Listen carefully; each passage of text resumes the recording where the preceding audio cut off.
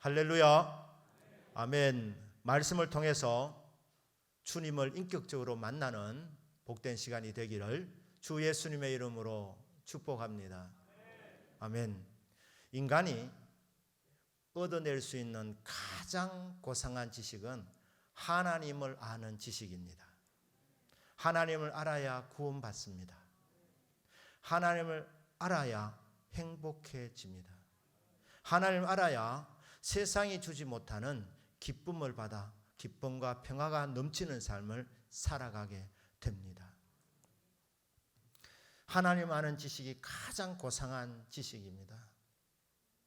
이 지식을 얻게 되면 사람도 변화되어집니다. 하나님을 닮아 고상한 인격자로 변화되어지게 됩니다. 이렇게 하나님을 알아야 우리가 살게 되고 하나님을 알아야 행복하여지는데, 문제는 유한한 인간이 무한대의 하나님, 무한하신 하나님을 제대로 알 수 없다는 것입니다. 하나님을 만나서 교제하는 중에 하나님을 더 깊이 알아가면 좋겠는데, 하나님은 저 높고 높은 보좌에 계시고 우리는 이 땅을 살아가고 있습니다. 하나님 만날 길이 없습니다. 하나님을 알 수도 없고 만날 수도 없습니다. 그런데 하나님께서는 우리를 만나 주시기를 원하십니다. 하나님께서는 자신을 알려주시기를 원하십니다. 나는 이런 하나님이다. 이것을 신학적으로 계시라고 하는 것입니다. 감추어져 있는데 아무도 하나님을 모르는데 하나님께서 자신을 드러내 보여주십니다. 나는 이런 하나님이다. 그를 통하여 은혜 받도록, 그를 통하여 회복되도록, 이 지식을 통하여 구원받도록 하나님께서는 자신을 나타내 보여주십니다. 이게 하나님의 은혜라는 것이죠. 왜? 인간 하나님을 알지 못하기 때문에. 오늘 본문에서는 하나님이 자기 자신을 이런 존재로 알려주고 계십니다. 우리 5장 14절 15절 말씀 우리 먼저 주목해 보겠습니다. 내가 에브라임에게는 사자 같고, 여기 내라는 말은 하나님이 자기 자신을 가리켜서 내라고 말씀합니다. 하나님이 주어입니다. 5장 14절에서 하나님께서 말씀합니다. 내가 에브라임에게는 사자 같다 말씀했습니다. 이 에브라임이라는 말은 이스라엘의 별명입니다. 에브라임, 에브랏, 이 단어의 뜻은 열매 맺는다는 뜻입니다. 하나님은 이스라엘 백성이 열매를 많이 맺으며 살기를 원하셨습니다. 그래서 좋은 이름을 지어줬습니다. 네 별명을 에브라임이라 해라. 에브라임, 라임이라는 말은 갑절이라는 뜻을 갖고 있습니다. 그러니까 두 배로 열매 맺는 삶이 되어라. 갑절의 열매를 맺는 삶이 되어라. 참 좋은 이름을 가졌고 하나님께서 복을 주셔서 열매가 풍성한 삶이 되기를 원해서 주신 이름이 에브라임인데, 이상하게도 그들은 열매 맺는 삶을 살지 못했습니다. 내가 북쪽 이스라엘 에브라임에게는 사자 같고, 남쪽 유다 나라 유다 족속에게는 젊은 사자 같으니, 바로 내가 움켜갈지라 내가 탈취하여 갈지라도 건져낼 자가 없으리라. 열매 맺고 풍성한 삶을 살면 좋겠는데 열매를 많이 맺지 못했습니다. 기대한 만큼 소출을 얻지 못했습니다. 그런데 하나님께서 그 남아있는 것도 움켜간다고 했습니다. 남아있는 것도 취하여가 탈취하여 간다. 그런데 누가 나를 맡겠는가? 사자는 짐승 중의 왕입니다. 이 사자가 먹잇감을 사냥할 때에 이 사자의 이 발톱에서 사자로부터 건져낼 자, 왜 괴롭히느냐 하면서 어려움에 처한 짐승을 도와줄 자 아무도 없어. 왜냐하면 짐승 중에서 사자가 제일 센 동물이기 때문에 그렇습니다. 이처럼 하나님은 전능하신 하나님이십니다. 하나님은 때로 주님의 백성들에게 징계를 내리십니다. 채찍을 내리십니다. 왜 그렇게 하십니까? 망하기를 원했습니까? 아닙니다. 사랑하시기 때문에 간섭하시는 겁니다. 여러분 자녀들이 말을 안 들을 때, 여러분 자녀들이 어긋난 길을 걸어갈 때 왜 그냥 방관하지 않습니까? 그대로 두면 가는 길이 뻔하기 때문에, 안 되는 길을 가고 있기 때문에 꾸중합니다. 그래 하면 안 된다. 그렇게 살면 안 된다. 정신 차려라. 돌이켜라. 사랑하기 때문에 책망하는 것입니다. 사랑하기 때문에 꾸중하는 것입니다. 그런데 문제는 안 듣는다는 거예요. 이 자식이 말을 듣지 않습니다. 그럼 어떻게 합니까? 그대로 두면 멸망의 길로 가는데, 성구전 인생을 살지 못하는 게 뻔한데, 사랑하기 때문에 꾸중하다가 말로 타이르다가 안 되면 마지막에 매를 듭니다. 회초리를 듭니다. 왜? 사랑하기 때문에. 사랑의 회초리입니다. 자식을 때릴 때 부모의 심정이 오죽하겠습니까? 기뻐서 때리는 자식을 때리는 부모 있겠습니까? 자식을 채찍질할 때 부모 마음이 아픕니다. 그래도 사랑하기 때문에 돌이켜야 반듯한 삶을 살아야 되기 때문에 손을 대는데, 부모가 듣고 싶은 말이 무엇이겠습니까? 아빠 잘못했어요. 엄마 잘못했어요. 앞으로 그런 짓 다시 하지 않겠습니다. 고치겠습니다. 용서해 주세요. 그 말을 기다리면서 깨닫도록 사랑의 매를 대는 것입니다. 하나님도 똑같습니다. 하나님 아버지께서 이스라엘 백성이 하나님을 버리고 멀리 떠날 때 하나님 마음 아파하셨습니다. 왜냐하면 가는 길이 뻔하기 때문에, 안 되는 길로 가고 있기 때문에, 죽음의 길로 가고 있기 때문에. 그래서 하나님께서 사랑하셔서 주의 종 선지자들을 보냈습니다. 돌아오너라. 돌이켜라. 그래야지 너희들이 산다. 그래야지 회복된다. 돌아오너라. 지금이라도 늦지 않다. 돌아오너라. 그런데 말을 안 듣습니다. 어떻게 합니까? 결국 하나님이 매를 드십니다. 징계하십니다. 회초리를 드십니다. 이 회초리는 사랑의 회초리입니다. 목적이 무엇입니까? 15절에 그들이 그 죄를 뉘우치고, 하나님 잘못했습니다. 하나님 떠나면 더 잘 될 줄 알았는데 착각이었습니다. 하나님 떠나고 나니 진정한 행복과 만족은 없었습니다. 이제 깨닫고 돌이킵니다 하면서 뉘우치도록, 돌아오도록, 내 얼굴을 구하기까지 그리하여 하나님의 얼굴을 구하도록, 하나님의 얼굴을 찾도록 하나님께서 축복의 문을 열어주시도록, 문을 두드리도록 하나님께서 부득이하게 사랑의 매를 대시고, 하나님께서는 자기 처소로 돌아가셔서 그곳에서 기다리십니다. 하나님은 기다리시는 하나님, 기다려주시는 하나님. 그들이 고난받을 때에, 고난이 없을 때는 하나님이 필요가 없었습니다. 하나님 찾지 않습니다. 그러나 고난받으면서 깨닫고, 아, 이게 아니구나. 하나님을 찾아야 되는구나. 하나님 만나야 되는구나 하면서 하나님을 간절히 구하도록, 하나님을 간절히 찾도록 하기 위해서 하나님께서 고난을 허락하십니다. 신실하게 징계하십니다. 사랑의 매를 대십니다. 그리고 하나님께서는 기다려 주십니다. 돌아오도록. 돌아오너라. 언제든지 환영이다. 오늘이 화이트데이입니다. 예.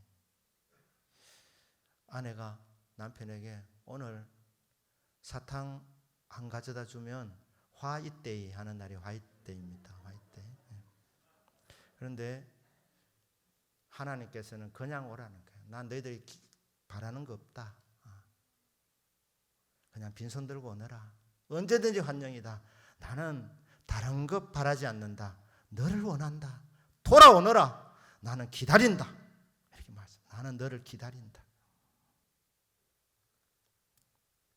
하나님께로 돌아가는 인생이 복된 인생입니다.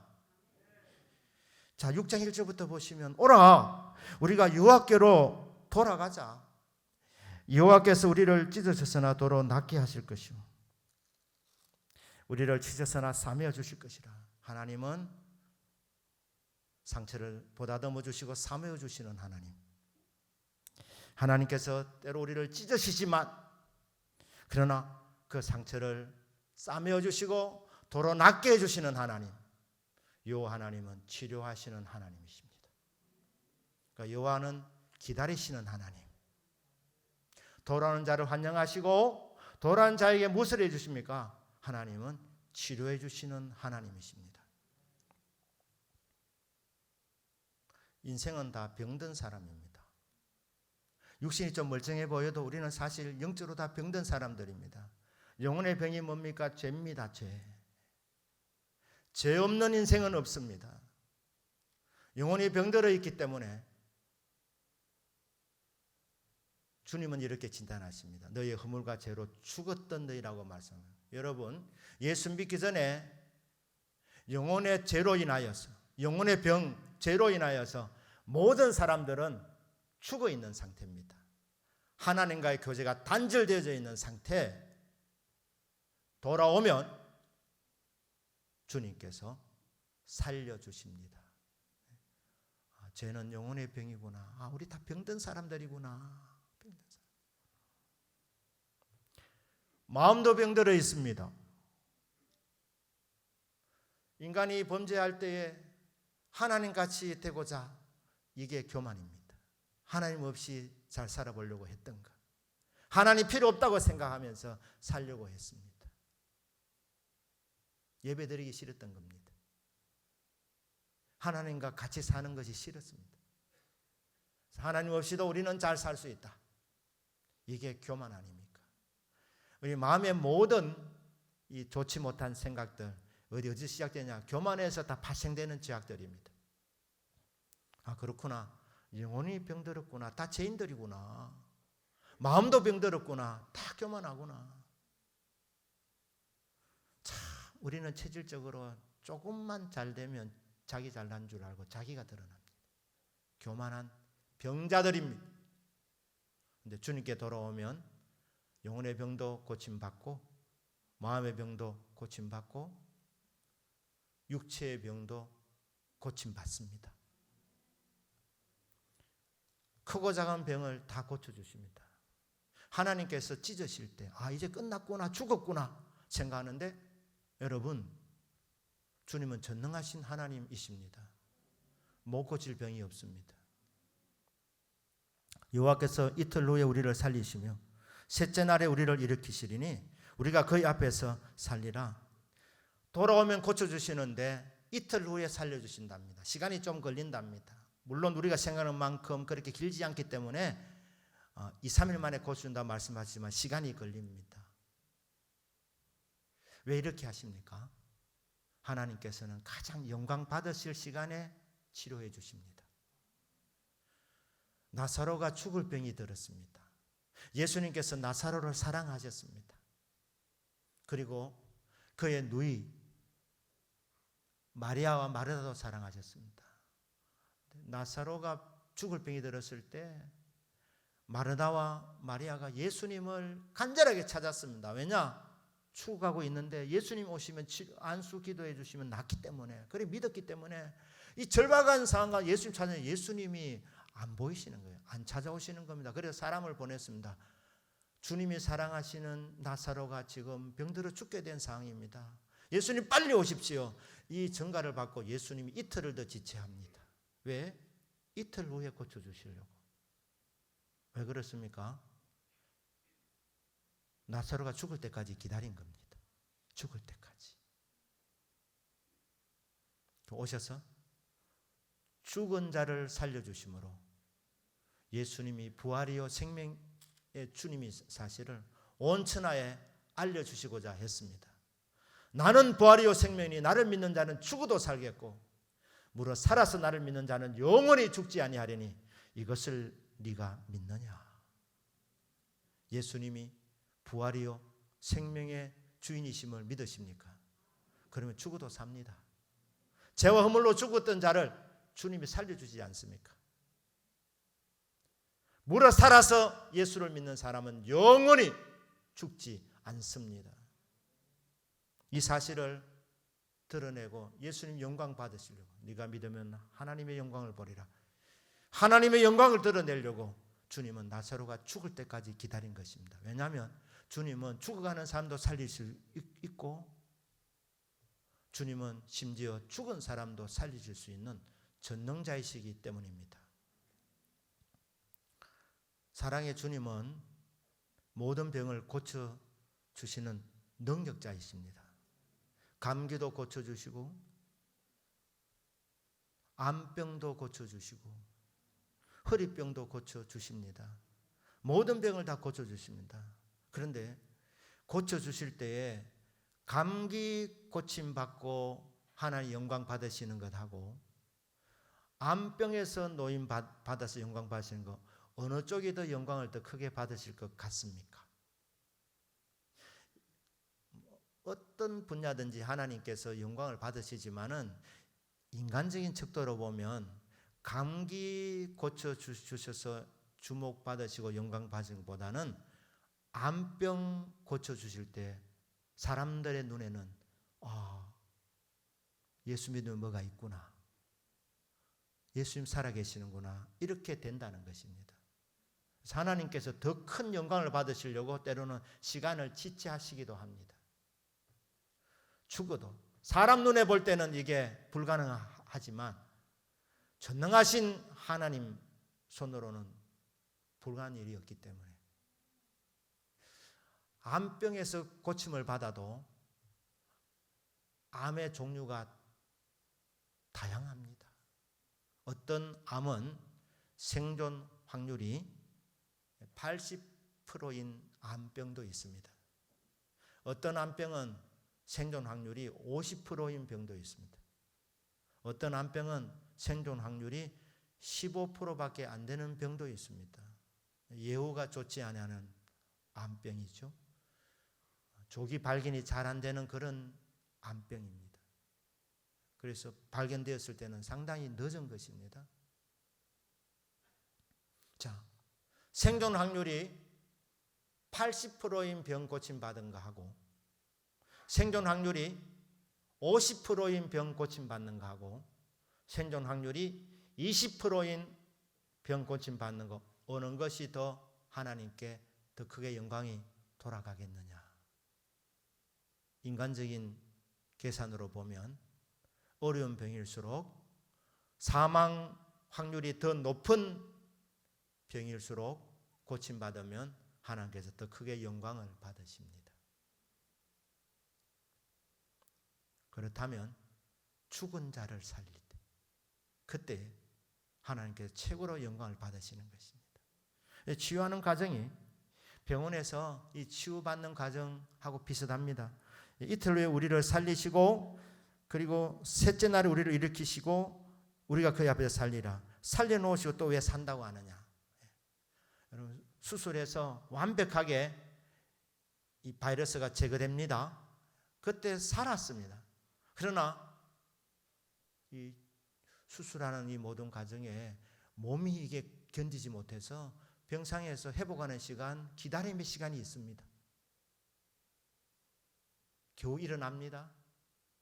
화장실도 겨우 갑니다.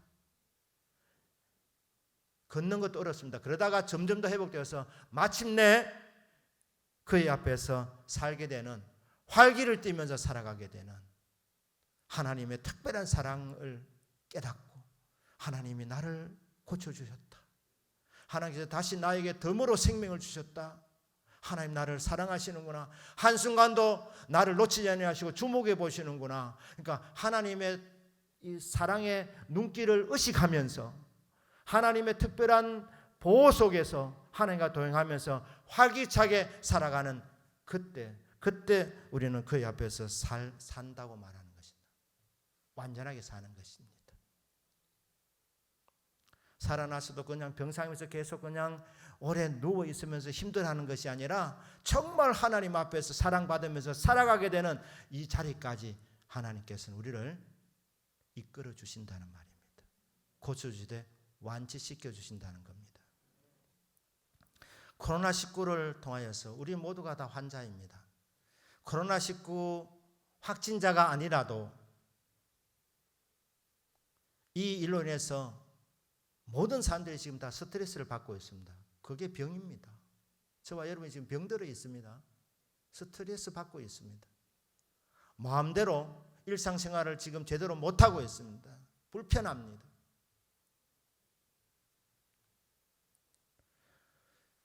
정신병 상담해야 될 사람들이 굉장히 많으리라 그래 생각합니다. 우울증을 앓는 사람도 많습니다. 그러니까 이 코로나19 이 치료뿐 아니라 앞으로 정신적인 상담과 정신적인 이 치유를 받을 사람들이 굉장히 많습니다. 왜냐하면 모두가 지금 다 병을 앓고 있습니다. 영향을 받고 있습니다. 이런 시대 가운데 하나님께서 우리를 기다리신다고 말씀합니다. 내게 오너라. 치유가 어디서 일어나느냐? 회복이 어디서 일어나느냐? 구원이 어디서 일어나느냐? 하나님께 돌아올 때 하나님에게서 치유가 나오는 줄로 믿습니다.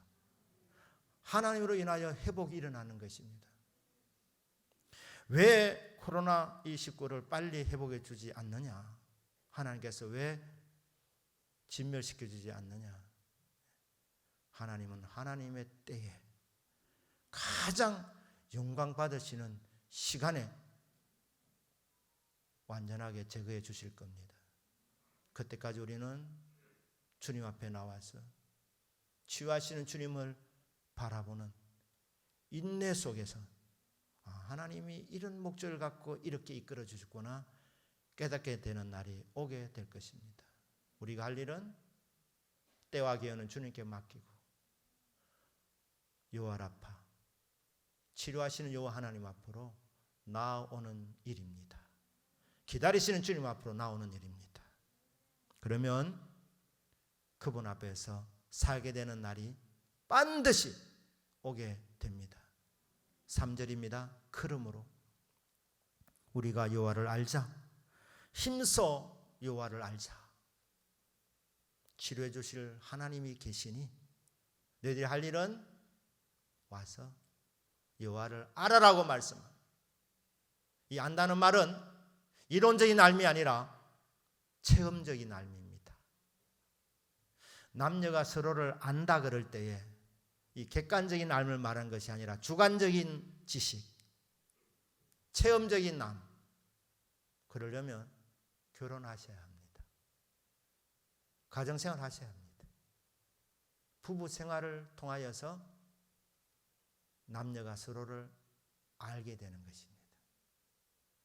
알려면 교제가 있어야 되는 것입니다. 하나님도 그렇게 말씀합니다. 나를 알아라. 나를 알아야 구원받는다. 치료받는다. 이 알미 무슨 알미냐? 체험적인 알미다. 그러려면 나를 만나야 된다. 하나님과 교제해야 된다. 시편 34편 8절이죠. 너희는 여호와의 선하심을 맛보아 알지어다. 그에게 피하는 자는 복이 있도다. 여호와의 선하심을 맛보아 알아라. 힘써 여호와를 알아라. 힘을 써야 된다. 왜? 이 지식이 가장 고상한 지식이니까. 이 지식이 생명을 얻는 지식이니까. 구원받는 지식이니까. 행복에 이르는 길이니까 힘써라. 사모해라. 소원을 가져라. 하나님 만나고 싶은 강렬한 마음을 가져라. 찾아라, 나오너라. 그러면 체험하게 된다. 내가 얼마나 선한 존재인지, 하나님 얼마나 좋으신 하나님이신지 너희들이 맛보아 알게 된다. 그의 나타나심은 새벽빛같이 어김없나니, 그의 나타나심은 어김없습니다. 여러분, 하나님 찾으면 반드시 만나게 되어져 있습니다. 어김없이 찾아오시는 하나님이시기 때문입니다. 만약에 오늘 예배드리시는 분 중에 아직까지 하나님 못 만나신 분이 있다면 하나님에게 책임이 없습니다. 하나님은 이전 번역은 일정하시다. 하나님은 굉장히 규칙적이신 분이십니다. 정확하신 분이십니다. 하나님은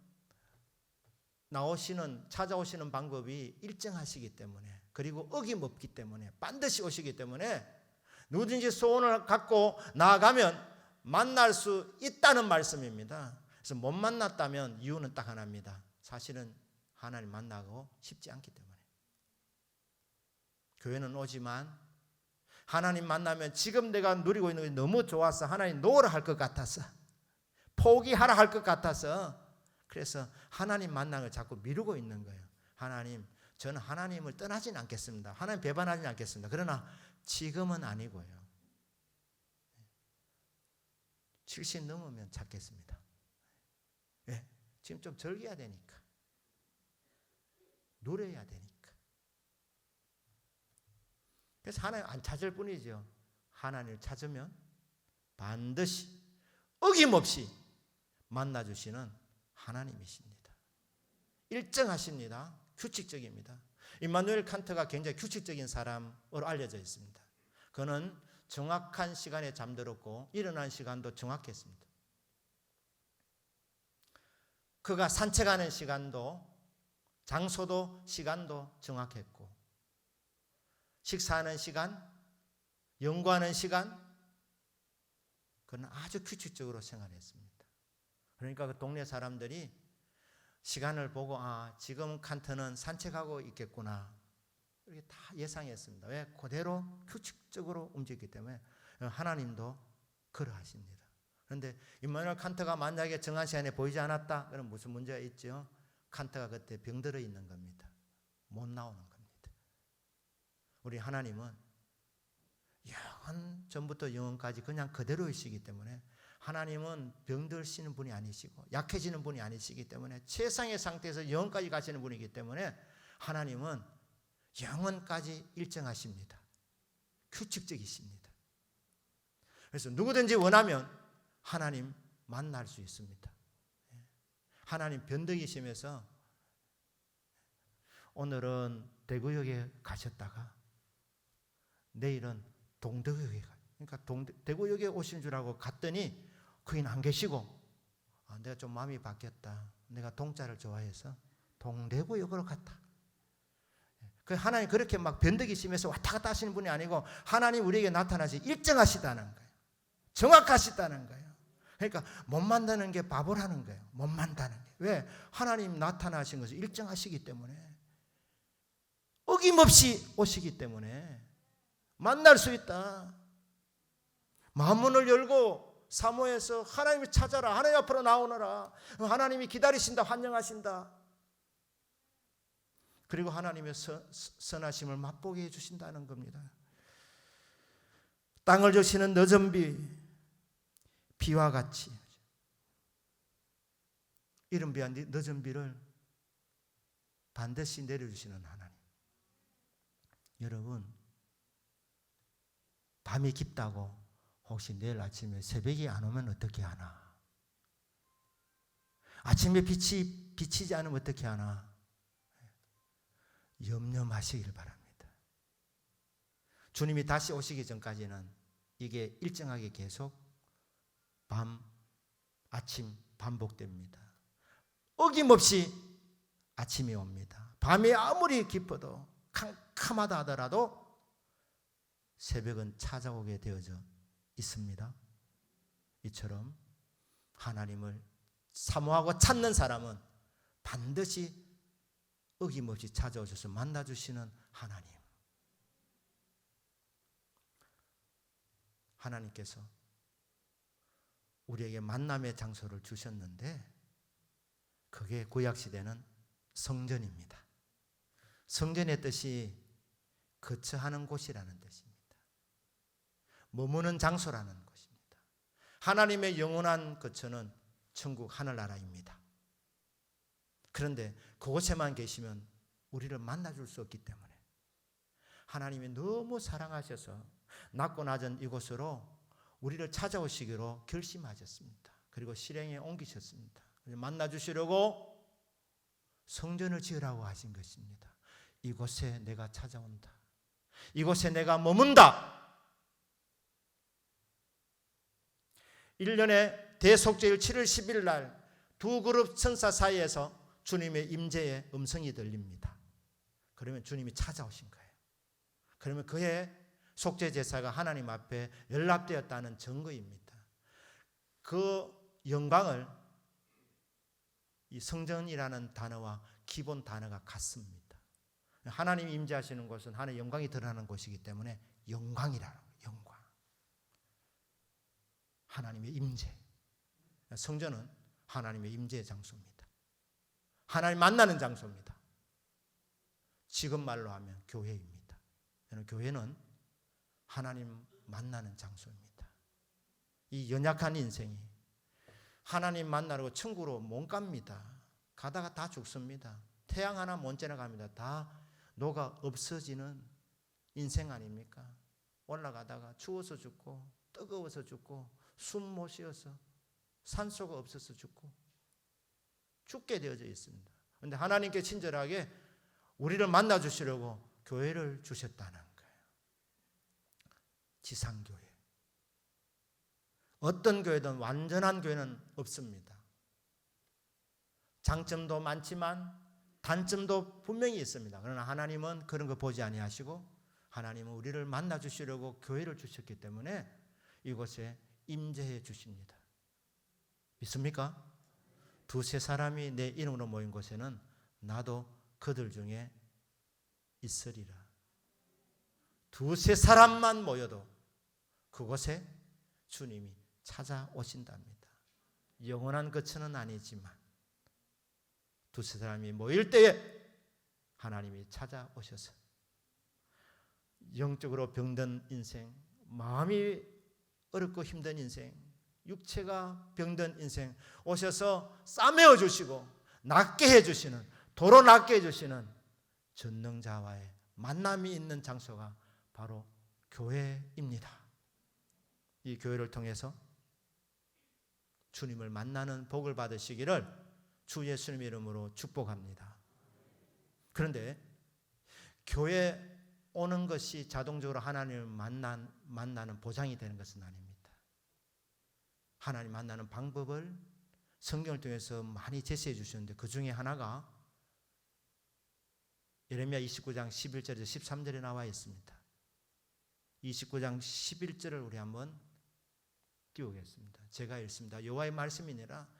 너를 향한 나의 생각을 내가 아나니 평안이요 재앙이 아니니라. 너에게 미래와 희망을 주는 것이니라. 여호와의 말씀이라 말씀하시고 너를 향한 나의 생각을 내가 안다. 여기 생각이라 되어 있는 이 단어는 계획이라는 뜻입니다. 계획. 사랑하는 여러분, 하나님은 저와 여러분을 창조하신 우리 영혼의 아버지 되시는 분이십니다. 그런데 우리를 만드실 때 하나님께서 우리를 향한, 각자를 향한 하나님의 계획이 있으십니다. 어떤 사람은 창조하시면서 너는 특별히 운동의 재주를 주었다. 야구에 특별한 재능을 주었다. 야구 선수로 대성해라. 이렇게 하나님의 계획을 갖고 만드신 겁니다. 그런데 그거 모르고 평생 공무원 생활 하다 갈 수 있습니다. 공무원 생활 해도 괜찮지만 달란트는 지금 야구를 잘하는 능력을 받았는데 이 계획을 모르고 산다면 이거 참 억울한 일 아니겠습니까? 이 달란트를 알려면, 나를 향한 계획을 알려면 창조주 하나님 만나야 됩니다. 나를 만드신 분을 만나야 되는 것입니다. 너를 향한 나의 계획을 내가 안다. 너희들은 잘 모른다. 너희들은 잘 몰라. 내가 안다. 내가 계획을 갖고 있다. 어떤 계획이냐? 평안이요 재앙이 아니니라. 하나님은 우리에게 평안을 주려는 계획을 갖고 있습니다. 재앙을 주려는 계획이 아닙니다. 주께서 인생으로 고생하게 하시며 근심하게 하시면 본심이 아니시로다. 하나님의 본심은 채찍질하는 데 있지 않습니다. 우리를 창조하실 때 평생 고생하면서 살다가 오너라 하나님이 그런 마음은 본심이 아니랍니다. 잠깐 노여움으로 진노하심으로 징계를 내릴 수 있지만 하나님의 본심은 우리가 이 땅에서 행복에 살기를 원하시는 것입니다. 풍성한 삶을 살기를 원하시는 것입니다. 그게 주님의 본심이라.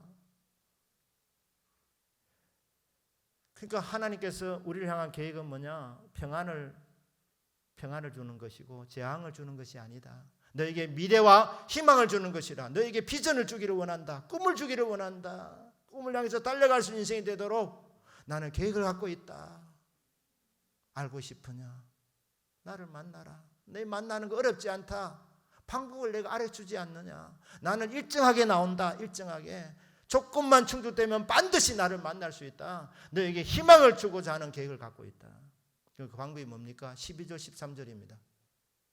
너희가 내게 부르짖으며 내게 와서 기도하면 내가 너희의 기도를 들을 것이요 너희가 온 마음으로 나를 구하면 나를 찾을 것이요 나를 만나리라. 만나는 방법은 기도랍니다. 너희가 내게 부르짖으며 내게 와서 기도하면 내가 너희들의 기도를 들을 것이고 너희가 온 마음으로 전심으로 나를 구하면 나를 구하고 찾고 두드리면 나를 만날 것이고 나를 찾아낼 것이다. 왜? 내가 규칙적으로 임할 것이니까. 단 여러분 하나님 만나는 방법은 쉽습니다. 우리가 사모하는 마음을 갖고 주님 얼굴을 뵙기를 원합니다. 요청하면 기도하면 하나님 어김없이 찾아와 주십니다. 만나 주십니다. 여러분이 가장 맞는 시간, 새벽이든 아니 여러분이 가장 할 수 있는 시간에 기도하는 복을 받으시기를 축복합니다. 기도하는 시간에 하나님 만나게 되기를 축복합니다. 하나님 만나 하나님의 선하심을 맛보아 알게 되기를 축복합니다.